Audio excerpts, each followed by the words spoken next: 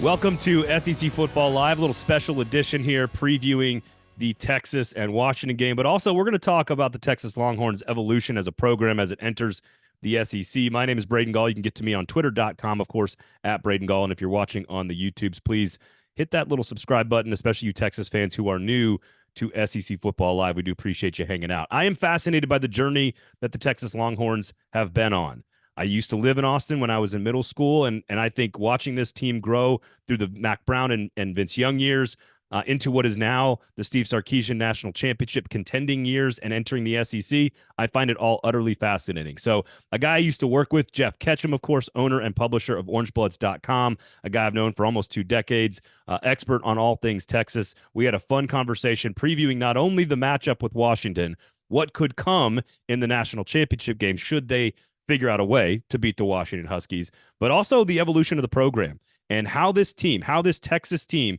got from dysfunction and Charlie Strong and Tom Herman to Steve Sarkisian and 1 win away from the national championship, 1 year away from entering a 12-team playoff and the SEC. So no more of me. Here was my conversation with Orange Blood's Geoff Ketchum.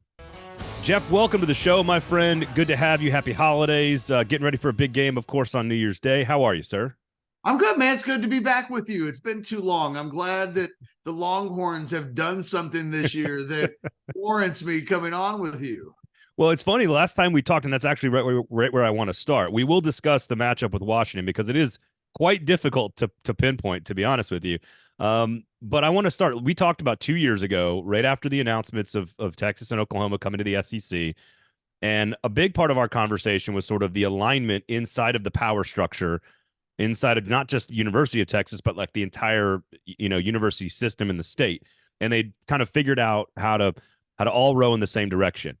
And I'm curious, between that moment and today, where they now won their first championship in over 12 years. They're in the playoff for the first time. They are favored to make the national championship game. What is different and what has changed about the University of Texas between the moment they announced they were going to the SEC and to be at the point where they are today? It's like when a plan that you feel good about actually comes together and doesn't, have some unforeseen thing happen that kind of drags it all down. There really is alignment behind the scenes at all levels of the university. Everybody's kind of all in on Steve Sarkisian. And I think a lot of it has to do with the fact that he was essentially hired by the head of the Board of Regents. Kevin Eltife is kind of, with all due respect to Chris Del Conte, who has a tremendous athletic department and just won a volleyball national championship and can raise his hand and say, I'm doing a really good job. The dismissal of Tom Herman and the hire of Steve Sarkisian kind of was above his head. If we go back to Herman's last year, Chris Del Conte was going to bring him back in part because it looked like the options to replace him were really, really limited. And the people above Chris Del Conte were like, no, too much has happened. Yeah. We can't really stand this guy. And so they made that call and they kind of hired Steve Sarkisian, which, boy, it helps the head coach from a buy-in standpoint when the very top of the food chain is as invested in him as the athletic director. Like, this is their legacy. Once upon a time, Tom Hicks was kind of responsible for hiring Mac Brown more so than DeLoss Dodds. And it's part of his legacy. And I think we've seen some rich guys in the past try to chase a legacy and it hasn't worked out. Eltife really is. He's a former politician. He really is kind of the puppet master. But all of the puppets are in unison, right? He's got the school president and the AD. They're all in lockstep together. And they've said, look, we're going to spare no expense. We'll give Steve Sarkisian everything that he wants because we're pot committed at this point.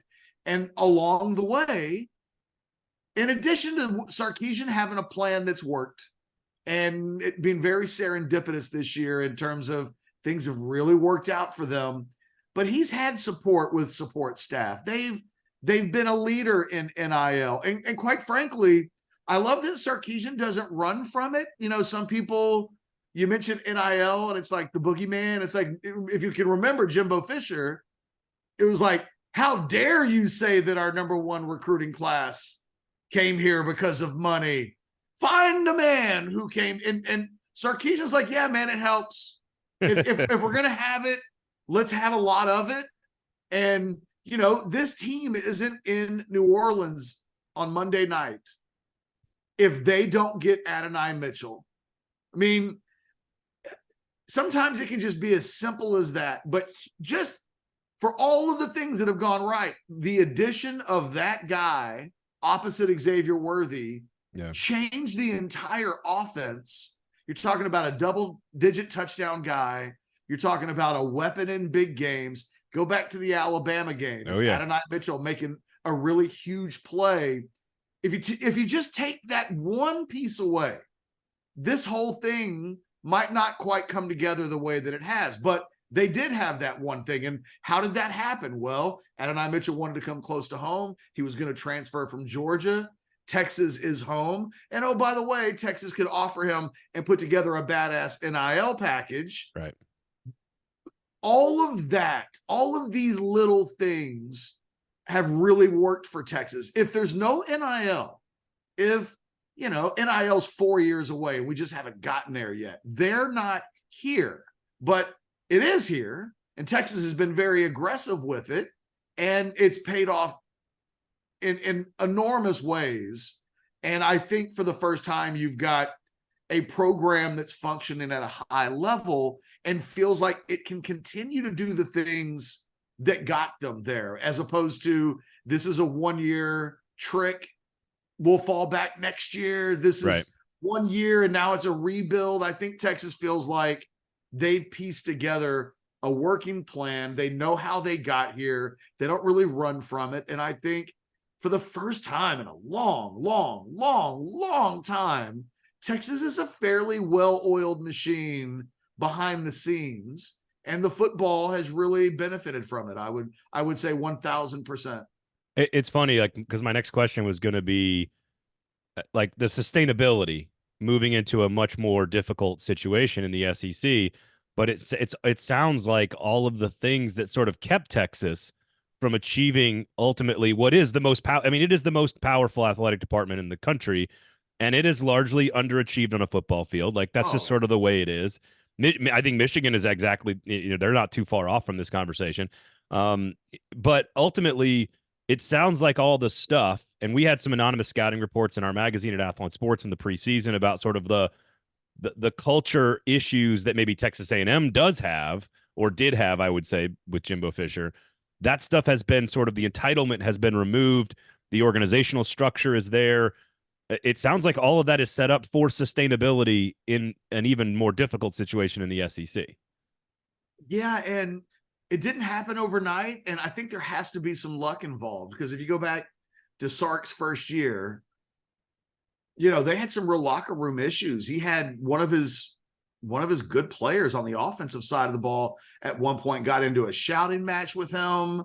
Then it was they kept him around, and then the kid kind of embarrassed him by, after playing in a game and not getting suspended, leaving the program. And it was like, well, you know, if you're going to do that, maybe you could have put a foot down and showed your players. And it took some time. And I think the Sarkeesians learned on the fly.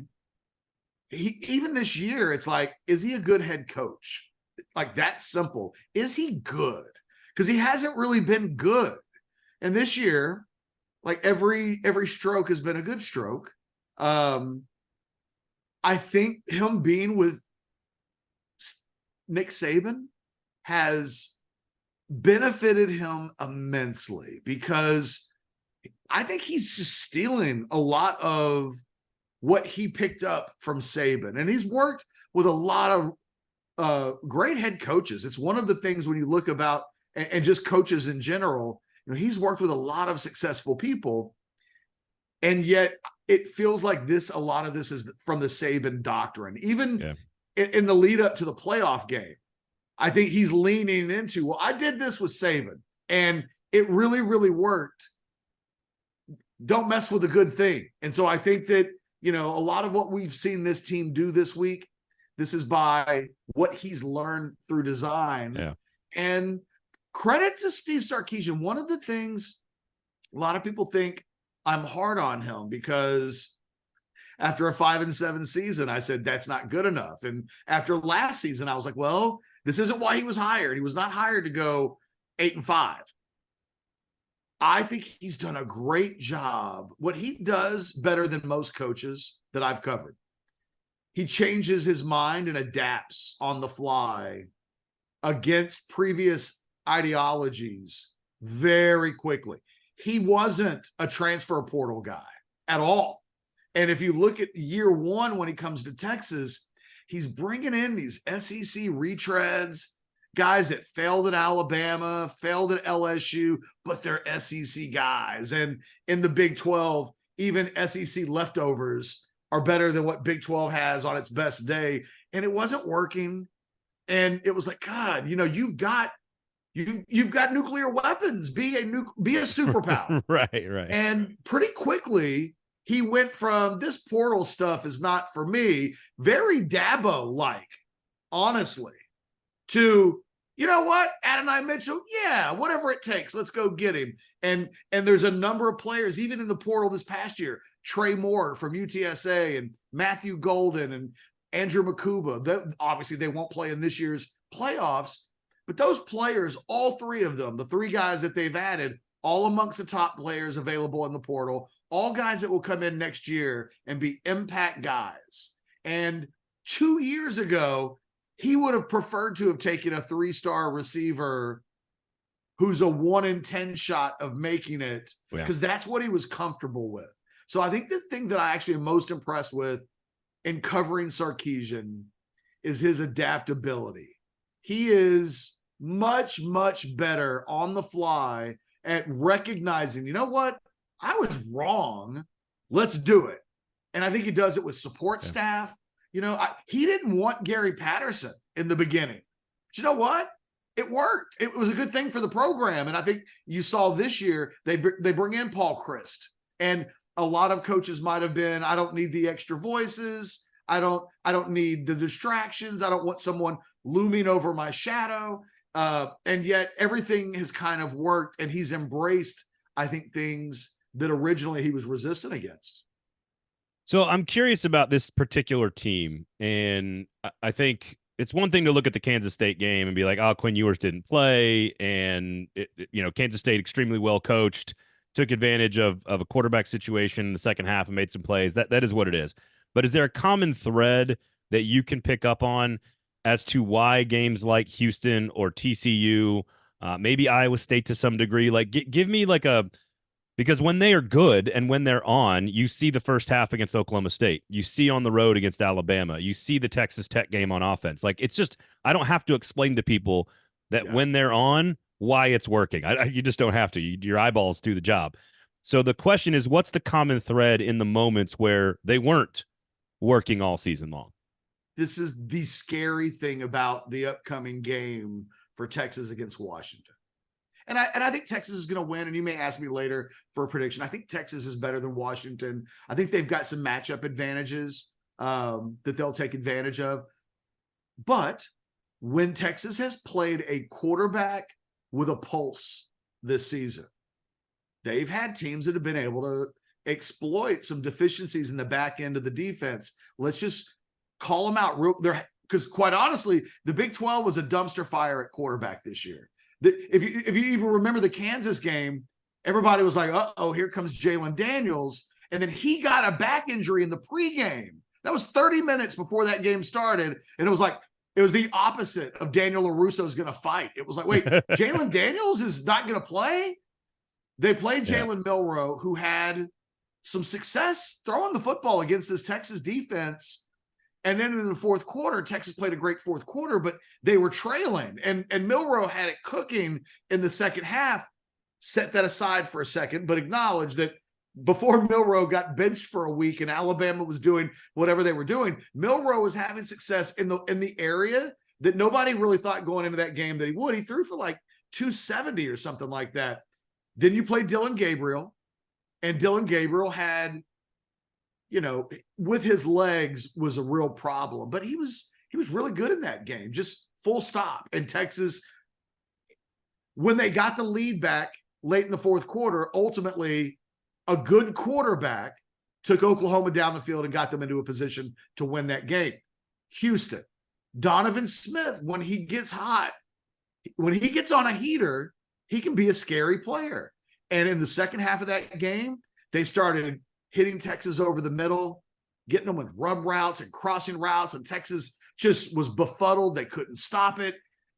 Houston got a terrible spot in that game late on a fourth down call that I think they should have got a first. That it was a full yard and a half short of where the guy actually got. And Texas got a break from Big 12 officials in a way that people thought they wouldn't this season. I watched it happen. And then you mentioned the Kansas State game. In the second half, Will Howard got cooking. Now, did he get cooking because he's good, or did he get cooking because there's this deficiency in the Texas defense? Probably a little bit of both. But he gets down to the 7-yard line. First and goal, 4 plays to go 7 yards. And I thought Kansas State botched it from a coaching standpoint. Suddenly, their play calling got very squirrely. To Texas's credit, to Vondre Sweat made a big play. But that's 4 instances this season where they've played anywhere from pretty good quarterbacks to very good quarterbacks. And the secondary and the defense has really given up yards and points, and the games have gotten a little scary. Well, look, man, I think Michael Penix didn't have nearly as good of a season as maybe people think he did, but he's gotten a lot of credit, deservedly, for carrying Washington into this moment. But this is a Washington team that comes in with a good quarterback, to say the least, and they're healthy at wide receiver, and getting Jalen McMillan back and pairing them with Adunze and Jalen Polk. I think, you're going to get them at full strength. It's on paper, Washington has to feel good that they're going to score some points against this Texas defense. And it goes against reason to suggest that they won't. And what's fascinating is that if you go back and watch the Washington-Oregon tape, it's what I loved about Ryan Grubb, the offensive coordinator, and what he did against Oregon the second time around was they intentionally got to the edge in the rushing attack in creative ways, traditional power sweep like student body left ways. Like they were doing it all different types of reverse motions, like all kinds of fun stuff to get on the edge, which of course is the only way you can really run the football against Texas, because you cannot run the football at Sweat and Murphy in the middle and expect to accomplish anything. It's probably the best defensive tackle tandem in the country, if not clearly the best. But like Texas has to know that Washington knows, like they all know, right? So, and Dylan Johnson's going to be healthier. That's Washington's running back. He's going to be healthier than he's been in the past. He's been a big part of why Penix has been able to find success in those critical moments. What is the twist here? Because I don't think they can run right at those guys. But you may not even agree with me on this, but this is just my perspective of watching Texas play all year long. Washington's not going to be able to, I don't anticipate them being able to run on Texas consistently, full stop. No matter inside, outside, I think Texas is going to stop that. What Washington can't do, don't beat your head into the wall. Okay, you're not successfully running the football. The coaching thing, the football brain in everybody says, well, you have to, right? You got to stick with it. It's got to be like Novocaine in the third quarter. They'll feel it. No. If you're Washington, throw the damn football. Yeah. Trust your eyes and not necessarily the ego and the brain of what you've told yourself you have to do. Because I'm telling you right now, the teams that have come closest to beating Texas have been the teams that have been forced into throwing the football. And when they've been forced to throw the football, it's been like, holy crap, this is incredibly rewarding. They can't stop us. And it's been a little different in every game, but I think the Texas worry, and they're going to stop the run. Matter of fact, I'm on Prize Picks. I've got Johnson minus less on the 73 yards. Texas is going to stop that down. But if you take every Washington receiver on Prize Picks with the more, I totally get it. And if Texas moves the ball on Washington the way that I think they will, because the other side of this is Washington has the same damn problem against Texas. They already give up a lot of passing yards. And I think, Jatavian Sanders is healthier. You're getting Xavier Worthy closer back to 100%. You've got Adonai Mitchell, who's playing at an incredibly high level. Quinn Ewers is going to have a big game. And this may end up being one hell of an all-time fun offensive back and forth. But the two teams both are going to struggle with the same thing. I just think if you're Washington and you tell me Penix throws the ball 45 times, I think that's more worrisome for Texas than it is for Washington, who may come into this game saying, our sweet spot might be somewhere around 35 to 40 passing attempts. And we really need to make sure that we can keep that defense. Don't worry about keeping the defense honest. If you're Washington, worry about taking advantage of, I think, the biggest advantage you have. Yeah. And it is not Dylan Johnson running the ball at that Texas defense. That's a waste of time. That's a waste of it's one waste of a rep where Michael Penix can be throwing to receivers who have real advantages, I think, in the passing game against this Texas defense. I am hopeful. I think fans, impartial observers are hopeful that it is an Oklahoma-Georgia Rose Bowl type of playoff game. Went to 2 overtimes. Ultimately, Georgia's ability to run the football late in that game and just the talent level is sort of why Georgia outlasted them. I could feel the same kind of thing happening here with Texas.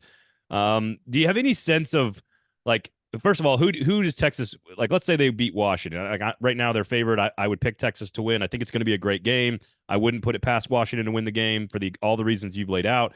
But this game, in the national championship game in Houston, in Texas A&M's backyard, joining the SEC next year, you got the game back on Thanksgiving against Texas A&M.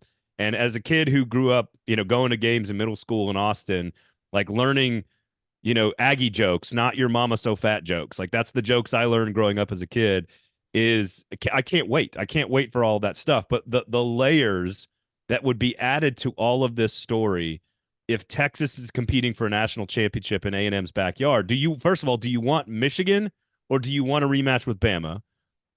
And can you try to put into perspective for folks that are around the SEC or around the country that don't understand the Texas A&M thing and what it would be like for Texas to win a national championship in Houston in the Aggies' backyard while joining the SEC the same year? Like, just that's a nutso story.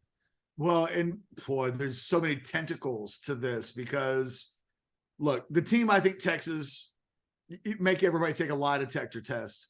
Michigan, I think, is the obvious. I think everybody thinks it's Michigan. I actually, the underlying numbers say that J.J. McCarthy's really good and that Michigan doesn't maybe use him to the extent that his talent and ability and functioning success suggests that they should. So I kind of look at Michigan and I go, careful pulling the tiger's tail on this one, because if you're telling yourself, well, we're going to make J.J. McCarthy beat us, he might. He's really good. Like, don't let the Michigan offense sometimes deviate from the data says he's really good, and they just don't use him like a really good quarterback all the time. But there's a Saban fear factor, and Texas fans won't necessarily want to admit it out loud, but Jalen Milroe scares them. Jalen Milroe was really good against Texas before he got really good. Yeah. They benched him after the Texas game, but he wasn't Alabama's problem in that game. I think the idea of, we say it in the NFL, beating a team 3 times is really, really hard. I think beating a Saban team twice, once on a neutral field, once on the road, like it feels like a big ask. No offense to Jim Harbaugh, who I think is a football savant and, take teams to the playoffs in college football and to the Super Bowl in the NFL, was not being like legitimate great. But I think there's a Saban fear factor. I think there's a thought process that Michigan couldn't keep up with the Texas offense if it's having a good day, that they have to scratch and claw for points a little bit more than Texas would. I have a lot of respect for all 4 teams. So yeah, I don't have a good answer for who I think Texas should play. Because I look at that Michigan defense and go, you know what?